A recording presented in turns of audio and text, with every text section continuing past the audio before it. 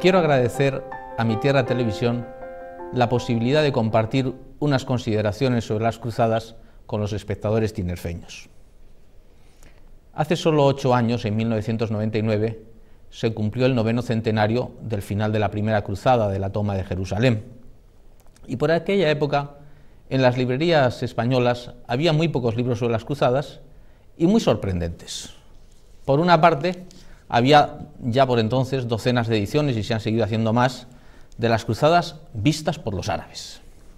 Y por otro lado, si queríamos un libro erudito en 3 tomos, el de Steven Runciman, que terminaba con la siguiente frase, la última de toda la obra: la Guerra Santa no fue más que un prolongado episodio de intolerancia en nombre de Dios, que es el pecado contra el Espíritu Santo.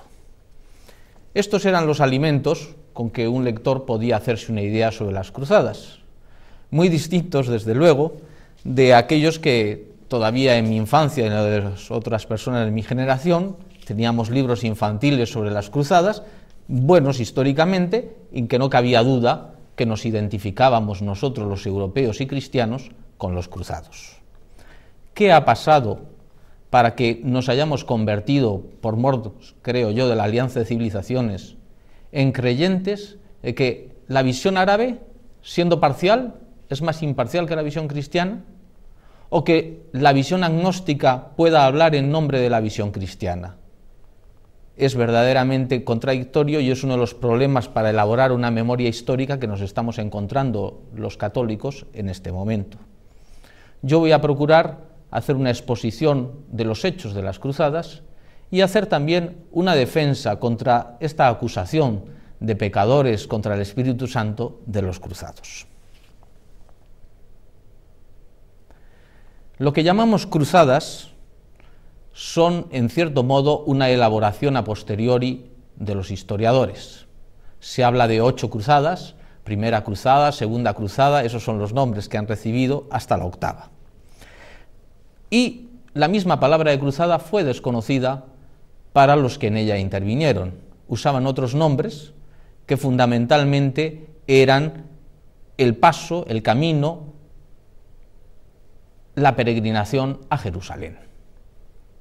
La palabra cruzada como tal, en sus diversas formas, tardó siglos en aparecer y en consolidarse. ¿Qué fueron las cruzadas? Pues fueron una realidad muy dilatada en el tiempo, que se desarrolló y se transformó durante centurias, no tanto mediante teorizaciones, sino mediante la práctica. Hay 2 corrientes en la historiografía, los que pretenden fijarse solamente en que eran expediciones que iban a Jerusalén, si iban a Jerusalén eran cruzadas y si no, no son cruzadas, y en cambio los técnicos más serios, Riley Smith, que luego veremos este atlas suyo, ha estudiado realmente que hay que hablar de un movimiento de las cruzadas mucho más extenso que todo ello, pero que se atiene al mismo espíritu y a la misma forma jurídica. Las cruzadas, si atenemos a la realidad de las cosas y no a lo episódico, fueron una institución de origen medieval, pero que no se reduce a la Edad Media, que se caracterizan como expediciones militares, convocadas por el Papa, con objetivos religiosos e incentivos religiosos, que eran las indulgencias, y llevadas a cabo por voluntarios multinacionales, movidos por intereses religiosos individuales, la penitencia, y colectivos, la defensa de la fe y de la civilización cristiana. Jurídicamente, en aquella época, lo que hacía una cruzada, aunque no tuvieran el nombre, era el tener el Vesilum Sancti Petri, es decir, la bandera de San Pedro, la que enviaba el Papa, y las indulgencias que recibían los que a ella marchaban. Este movimiento de las cruzadas, que como digo es amplísimo en el tiempo, ahora lo vamos a ver, tiene un periodo de gestación, una cruzada, la que llamamos primera cruzada, que es la cruzada por antonomasia, luego la prolongación medieval de esa institución, su transformación en el Bajo Medievo y en el comienzo de la época moderna, y luego todavía una perduración de ese mismo espíritu hasta la propia edad contemporánea. Pero las cruzadas tienen un punto nuclear, como vamos a ver, que es la primera cruzada. Esa es la verdadera realidad singular, la novedad absoluta, y las otras van a ser o secuelas o consecuencias. Pero nos interesa, antes que ella, hablar de cómo se había llegado a esta excepción, a esta originalidad que es la primera cruzada. La gestación de las cruzadas refleja el crecimiento de la autoridad, del prestigio, de la influencia del papado y su capacidad de movilización. Cuando pensamos en la expansión musulmana, sabemos que en la misma época de la conquista de España, de la invasión de España, también ejércitos musulmanes llegaron a las puertas de Constantinopla. Lo que no sabemos es que un siglo más tarde los musulmanes acampaban en torno a Roma y dieron incluso de comer a sus caballos en el altar de la Basílica de San Pedro. Por eso el Papa León IV tuvo que construir, después de vencer a los musulmanes en Ostia, cosa que está inmortalizada por Rafael en unos cuadros maravillosos que se conservan en el Vaticano, tuvo que construir las murallas leoninas con prisioneros musulmanes. Durante un siglo, entre 829 y 916, hasta la Italia central, por no hablar de Sicilia, que estaba totalmente conquistada, estuvo atacada por los musulmanes. Y el Papa fue el que presidió las alianzas de los señores italianos para defenderse y expulsar a los musulmanes. Más tarde hubo una pequeña reacción occidental en un terreno reducido y el Papa va a ser el que ayude a pisanos y genoveses a ponerse de acuerdo y expulsar a los musulmanes de Cerdeña, va a dar el Vesilium Sancti Petri a los normandos que marchan a reconquistar Sicilia, y, muy importante para nosotros españoles, se suele considerar como primera cruzada la que, ante la muerte del rey de Aragón, convoca el Papa para ayudar a que no desaparezca el reino y termina con la conquista de Barbastro, en 1064. Todavía, más tarde, habrá otra cruzada para liberar esclavos y acabar con el puerto de tráfico de esclavos de Madía, en Túnez, y el rey Alfonso VI, cuando se vea atacado por los almorávides, pedirá ayuda a los reinos cristianos, que no será muy notoria en aquella época, pero que efectivamente se produce en 1087 y en 1092. La primera cruzada tiene, por lo tanto, una gestación y es el crecimiento de Occidente y una devolución de visita a estos invasores.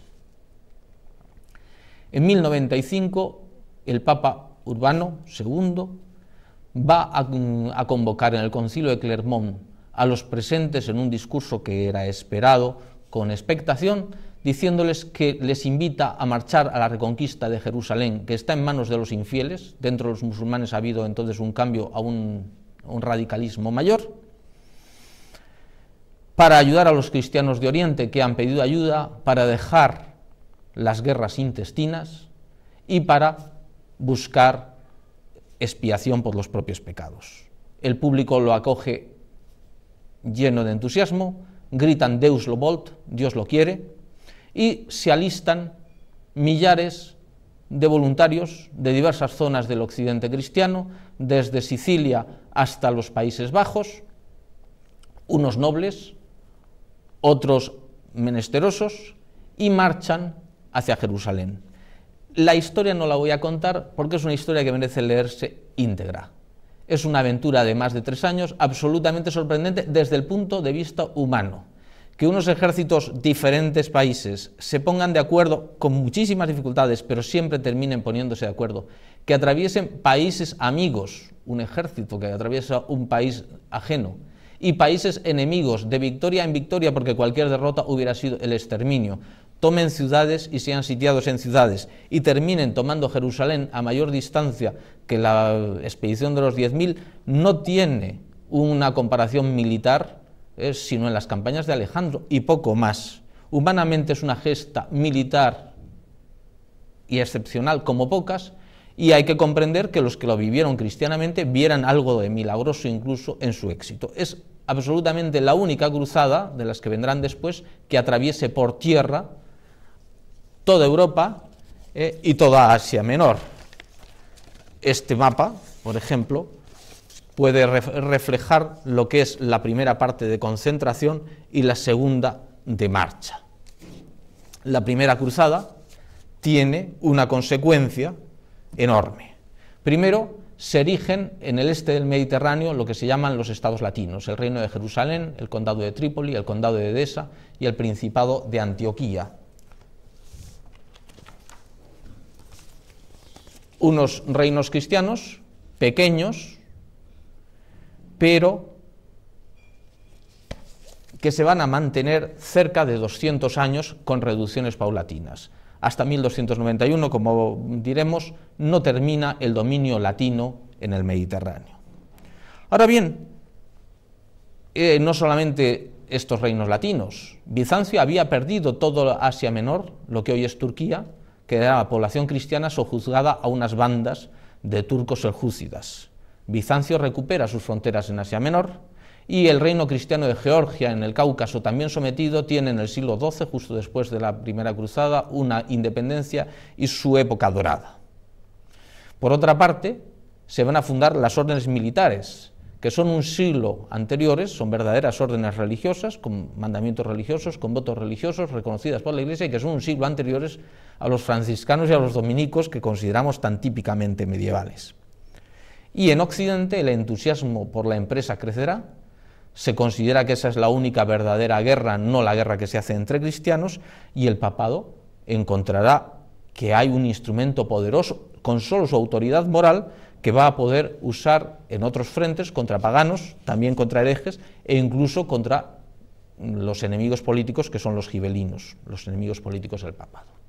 Esta única cruzada que genera todas estas consecuencias no tiene una nueva cruzada hasta 50 años después, 1147. ¿Por qué no ha habido cruzadas antes? Pues porque esos estados permiten que los peregrinos lleguen, tienen guerras fronterizas, redondean el reino, pero no están pretendiendo hacer la cruzada universal. Simplemente cuando se pierde uno de esos condados, el condado de Edesa, todo Occidente despierta y mandan la segunda cruzada, que en cuanto a ambición no tiene parangón hasta la época de la Primera y la Segunda Guerra Mundial. Se abren 3 frentes simultáneos, estamos hablando de 1147, en el norte de Alemania, en el este, en Tierra Santa y en España. Y se recuerda mucho que fracasó finalmente en Damasco, no se tomó Damasco, pero nosotros españoles tenemos que recordar que gracias a los cruzados que pasaron ayudando, Portugal conquistó su capital, Lisboa, en 1147, Castilla recibió la ayuda de genoveses para tomar Almería, y luego estos mismos genoveses desde Almería volvieron a ayudar a los catalanes y tomar Tortosa. Son cruzadas de mantenimiento del dominio cristiano sobre Jerusalén. Y lo mismo va a ocurrir cuando se pierda Jerusalén, es el apogeo de las cruzadas. Esta derrota es la que genera 4 cruzadas en apenas 40 años, las que llamamos tercera, cuarta, quinta y sexta. Y al mismo tiempo que ellas se desarrollará la cruzada de las Navas de Tolosa en España, la cruzada contra los albigenses en el sur de Francia y las cruzadas contra los paganos lituanos en el Báltico. Es el momento de máxima expansión, siempre como reacción. Y finalmente, después de las cruzadas de San Luis, terminará perdiéndose Tierra Santa, en la fecha de 1291 se da como el final con la caída de Acre, pero esto no es una realidad total, es la última vez que se mantuvo un poder cristiano en Tierra Santa, pero los medievales seguían insistiendo en recuperar Jerusalén, y por lo menos hasta 1365, la cruzada del rey Pedro I de Chipre, que vuelve a tomar Alejandría, la idea persistió.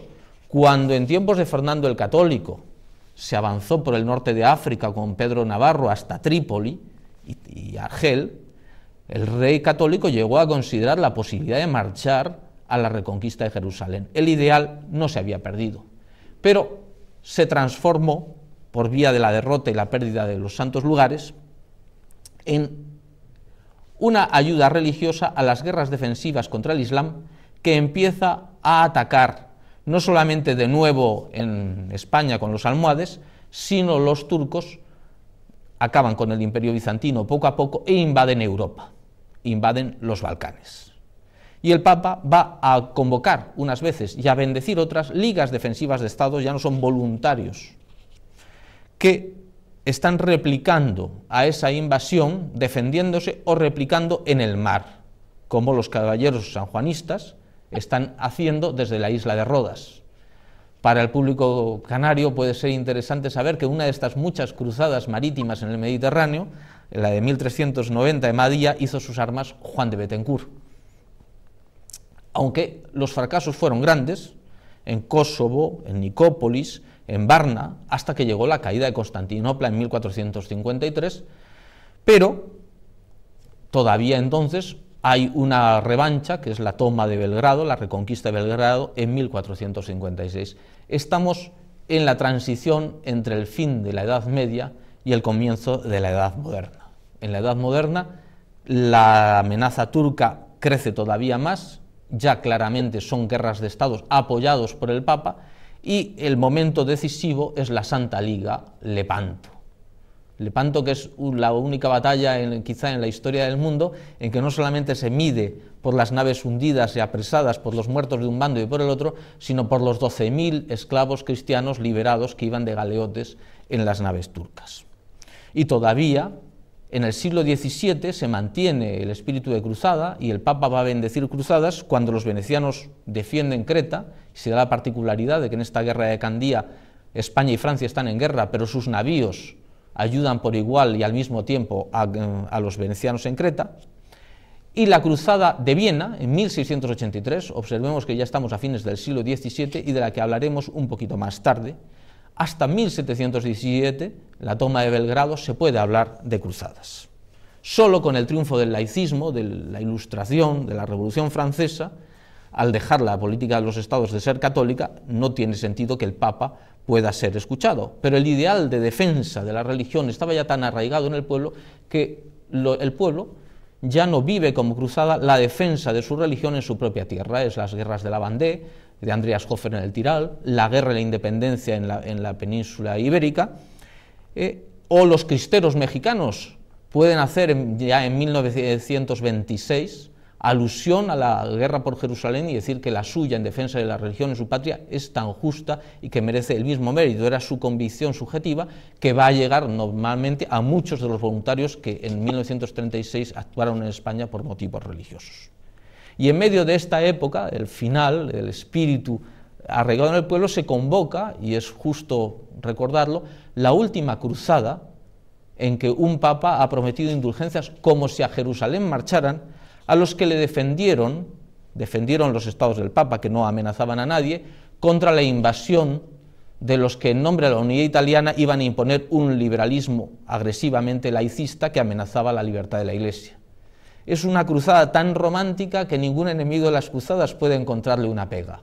No son los poderosos, no hay posibilidad de triunfo ni de gloria, simplemente más de 3.500 voluntarios se van a convocar para defender al Papa y demostrar que el Papa cede a la fuerza y es invadido.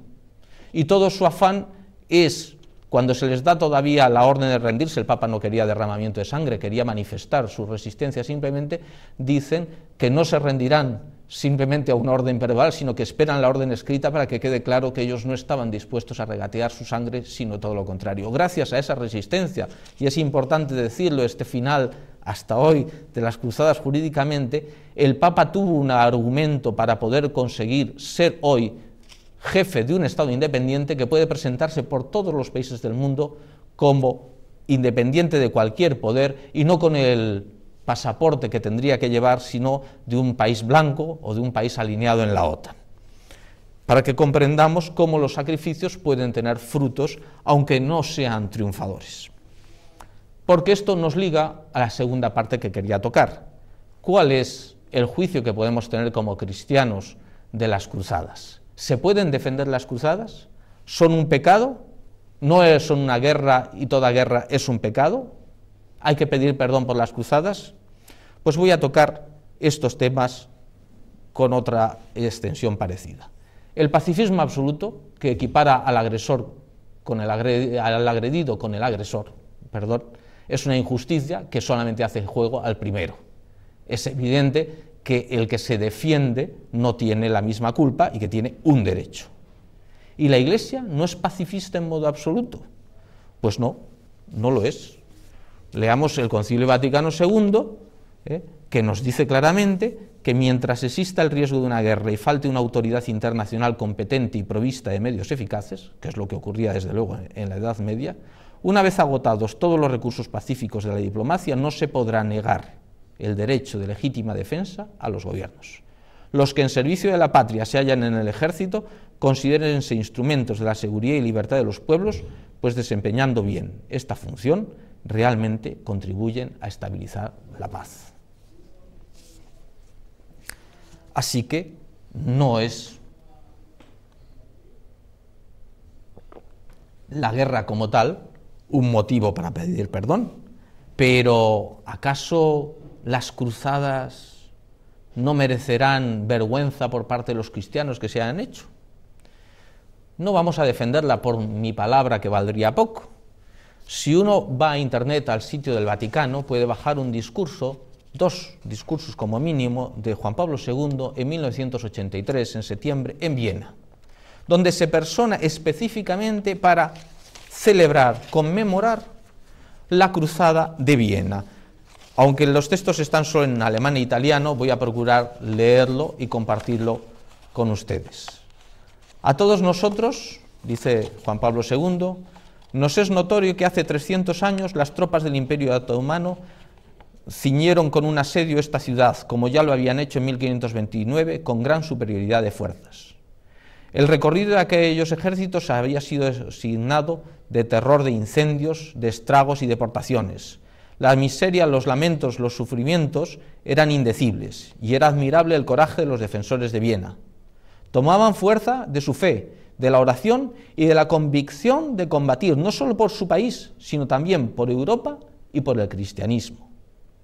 Al Papa le toca recordar el cometido de su predecesor de entonces, el beato Inocencio XI, que apoyó eficazmente a Austria y a sus aliados con subvenciones, con ayudas diplomáticas y con un llamamiento a la oración dirigido a toda la cristiandad.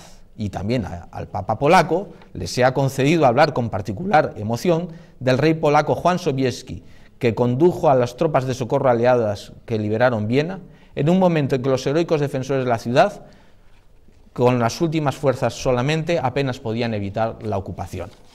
Creo que estas palabras muestran hasta qué punto la idea defensiva de la Cruzada de Viena es apoyada por el Papa, que en otro de sus discursos nos recuerda que la festividad del dulce nombre de María, los 12 de septiembre, no coincide con la liberación de Viena.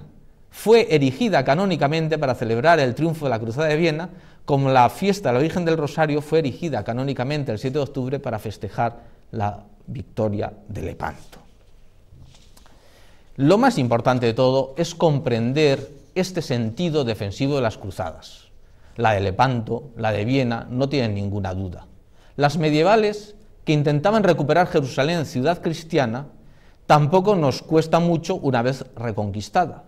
Quizá el único problema sea comprender que la primera cruzada, esta expedición excepcional hacia Jerusalén, fuera de hecho defensiva. Sí lo fue. Sí lo fue porque los cristianos orientales habían sido atacados continuadamente y habían sufrido un desastre en 1071 que había hecho que el Imperio bizantino pidiera ayuda. Las poblaciones griegas del imperio estaban sometidas a un señorío turco, pero todas las poblaciones, no ya del Asia Menor, sino de Oriente Próximo, seguían siendo mayoritariamente cristianos. Hoy todavía es cristiano una 10ª parte de Egipto, porque el Islam ha constituido una agresión a lo que es la cuna de la cristiandad. Cuando el Islam nace, en el 632, las fronteras del mundo cristiano eran, excepto en Irlanda, iguales que lo que era el Bajo Imperio Romano. Es la silueta que hemos marcado. Pues bien, de ese mundo cristiano, toda la zona marcada en verde sigue estando, o ha estado en algún momento, dominada o invadida o atacada por el Islam. La cuna del cristianismo, la tierra santa del Señor, las siete iglesias del Apocalipsis, el lugar donde fueron primeramente los seguidores de Cristo, conocido como cristiano, Antioquía, las 2 capitales, Roma y Constantinopla, y los lugares de los concilios, si no lo hemos dicho antes, están todas salvo por la aparición de Israel, en manos musulmanas. Si el cristianismo ha evolucionado hacia otros lados, no ha sido por invasión, como los musulmanes, sino por predicaciones que convirtieron el norte y el este de Europa. Después de aquella continuada invasión, ante la invasión redoblada por el nuevo crecimiento de extremismo islámico, la petición de ayuda de los cristianos de Oriente y la idea de que los cristianos de Oriente tenían una frontera móvil, como la de la Reconquista, los bizantinos habían estado a la puerta de Jerusalén, en la misma puerta en 974, se explica muy bien que esta respuesta de la primera cruzada desde Occidente es defensiva. Otra de las cosas que se arguyen contra las cruzadas es que no se quieren reconocer sus móviles predominantemente religiosos. Se habla de otros móviles que pudieron existir ciertamente, pero intentando tapar, oscurecer el móvil religioso. Se habla de la expansión de la población o se habla del deseo de lucro. Hubo de todo, ciertamente, pero los grandes magnates arriesgaban no solamente su vida, sino su riqueza. No había, desde que se había fundado un reino de Jerusalén, no había un reino que conquistar. Cuando iban los reyes a Tierra Santa, no iban a ganar nada, ni el rey de Hungría, ni el rey de Francia, ni el rey de Inglaterra, no iban a ganar ningún reino. Los magnates igualmente tenían que vender parte de sus posesiones para obtener dinero en metálico para viajar. Y en cuanto a población, nunca hubo un intento de suplantar la población original, que una era cristiana oriental y la otra era musulmana, y no se la intentó forzar a cambiar de religión. También se nos habla de la pena en cuanto a la superioridad de los musulmanes. Evidentemente tenían superioridad en algunas materias, pero en otras puede ser que una superioridad de riqueza y sofisticación como la que puede existir hoy entre Arabia Saudita y Lituania, porque nadie duda de que podrían ser más ricos los Emiratos del Golfo, pero el desarrollo social, incluso de Lituania, en cualquier país europeo, es muy superior. En los reinos cristianos de Levante se llevaron las leyes y las ideas de cortes de justicia para la política, cosa que desconocían los musulmanes, como aquí en España puede ser que el califato de Córdoba fuera muy superior en su momento, pero siendo así, ni él, ni sus sucesores almorávides, ni el reino de Granada tuvieron nunca cortes como tuvieron después todos los reinos cristianos desde Portugal a Navarra. Lo más importante es frenar la insidia del paralelismo entre las cruzadas y la guerra santa musulmana llamada yihad. Las cruzadas son muy posteriores, mientras que el yihad lo recomienda Mahoma y lo practica, lo recomienda en el Corán y lo practica él mismo. La Iglesia nunca concedió, ni siquiera en aquellas épocas de cruzadas, el título de mártires a los soldados que morían en ellas. El mártir se reserva a aquel que muere por negarse a cambiar su religión, por confesar la fe de Cristo. Todo lo contrario que en el Islam, que se consideran shahid a aquellos que mueren en la Guerra Santa. Y sobre todo, mientras la expansión del Islam ha sido belicosa desde un principio, las cruzadas ni pretendieron convertir a la fuerza, ni fueron usadas para extender la religión. La prueba más palpable es que no se predicaron cruzadas donde hubiera sido más sensato en esa idea, que hubiera sido para la conquista de América. Las cruzadas no crearon, como se ha llegado a decir, como eco la yihad, sino que fueron siempre reacción en el siglo XI, cuando comienzan las cruzadas, de un nuevo endurecimiento musulmán de los seljúcidas en Oriente y de los almorávides. Bueno, siempre se puede decir contra las cruzadas la objeción del fracaso, que es una objeción típicamente materialista, porque si ya hubieran vencido, si hubieran sido útiles y fructíferas, entonces ya no serían malos, serían buenos. Mire, sí dejaron frutos y su fracaso fue relativo.